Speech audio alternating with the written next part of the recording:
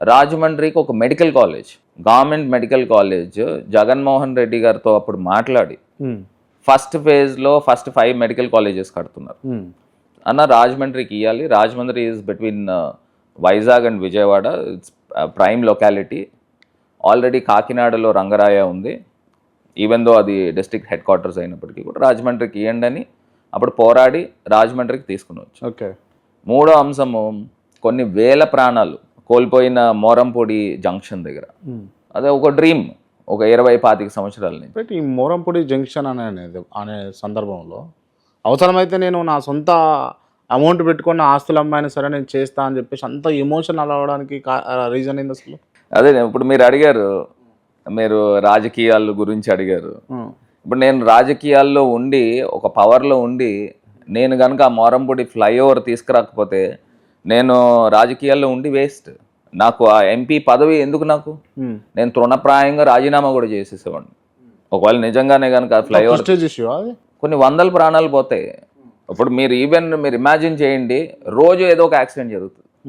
అది ఒక peculiar junction.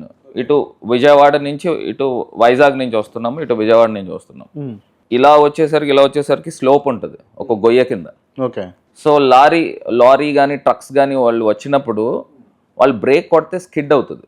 Skid అయ్యి జంక్షన్ దగ్గర ఎవరైనా మధ్యలో నుంచున్నా, లేకపోతే బైకుల మీద వెళ్ళినా, కార్ మీద వెళ్ళినా హిట్ డైరెక్ట్ గుద్దేస్తారు. ఓకే. సో ఈవెన్ ఇటు రాజమండ్రి నుంచి వచ్చిన, అటు విలేజ్ నుంచి వచ్చిన 4 sides నుంచి మధ్యలో ఒక స్లోప్ కింద ఉంటుంది. సో అది ప్రాబ్లం అనమాట అండి. So that to one of the busiest junctions. నేను ఒక రకంగా చెప్పాలని దట్స్ బ్లాక్ స్పాట్. ఓకే. ఎంత బాధాకరం అంటే లాస్ట్ గవర్నమెంట్స్లో due to some technical issues కింద బ్లాక్ స్పాట్ నుంచి కూడా తీసేశారు. అది లాస్ట్ మురళీమోహన్ గారి టైంలోనే, దానికన్నా ముందరే ఓకే తీసేసినా కూడా ఏ ఎంపీ కానీ లేకపోతే ఏ ప్రజాప్రతినిధి కానీ దాని గురించి మాట్లాడలేదు. So I came to know అసలు ఎందుకు ఫ్లైఓవర్ శాంక్షన్ అయ్యింది, క్యాన్సిల్ అయింది. సో దాని గురించి మొత్తం అంతా ఎంక్వైరీ చేస్తే అప్పుడు బ్లాక్ స్పాట్ నుంచి ఎలిమినేట్ చేస్తారు. సో వై ఇట్స్ సో అని మళ్ళీ నేను దాని గురించి కూడా పార్లమెంట్లో మాట్లాడి, నాట్ ఓన్లీ మోరంపూడి, లాలా చెరువు జంక్షన్ అని, బమ్మూర్ జంక్షన్ అని, వేమగిరి జంక్షన్ అని, ఇటు గమాన్ బ్రిడ్జ్ ఆ జంక్షన్ అని, ఇవన్నీ గురించి కూడా మాట్లాడా. రైట్. ఓకే. అంటే ఈ మోరంపూడి జంక్షన్ సందర్భం విషయంలో మీకు అది అయితే భరత్కు పేరు వస్తుందని చెప్పేసి కొంతమంది దాన్ని ఆపే ప్రయత్నాలు కూడా చేసిరని చెప్పేసి వినిపించింది, నిజమేనా? అవ్వచ్చు. ఎందుకు చేస్తానంటే ఆ ఫ్లైఓవర్ శాంక్షన్ తీసుకుని వచ్చాం. గతంలోనే మురళీమోహన్ గారి టైంలో వచ్చింది.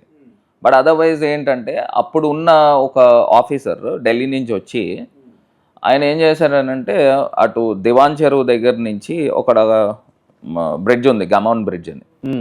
సో అక్కడ నేషనల్ హైవే బైపాస్ వేశారు which goes to Vijayawada. Okay. Instead of going from Ravulapalem నుంచి విజయవాడ వెళ్తే అది లాంగ్ అవుతుంది. సో ఇది అప్పుడు ఈ మోరంపూడి జంక్షన్ అనేది బైపాస్ అవుతుంది.